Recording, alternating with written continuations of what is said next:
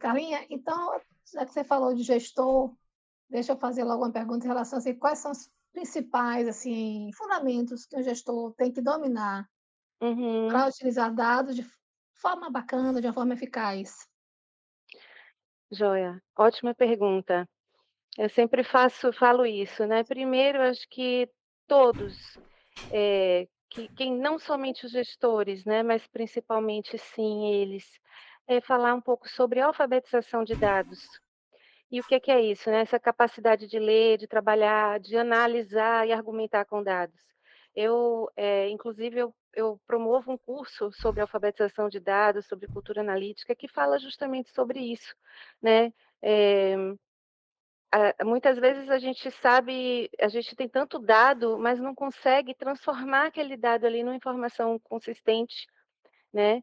Outro ponto que eu acredito que é fundamental é a definição de KPIs relevantes. Então, assim, a gente precisa medir o que importa para o negócio, né, e muitas vezes a gente quer apenas coletar dado não porque é importante, e quanto mais hoje com digitalização, aí o que mais a gente tem é dado digitalizado, né, mas o que realmente importa para o seu negócio e muitas vezes menos é mais, né. E seguindo nessa linha, é pensar muito na qualidade dos dados, entender a origem, eh eh para garantir que essa análise não seja baseada em informação corrompida, né, entender por onde como que esse dado ele é coletado, qual o processo que gerou esse dado, isso é muito relevante, eu acho que é fundamental que o gestor saia da sua zona de conforto para chegar nesse patamar. E, por fim, para mim é estimular a equipe a questionar decisões, né, então, que não tenha um suporte em evidências. Isso se refere muito à cultura analítica. Maravilha. Vou puxar um pouco a sardinha para a minha área também, né, Diga. que hoje tem uma corrente que diz que a estratégia vem à frente dos dados, né, no sentido de que é a decisão.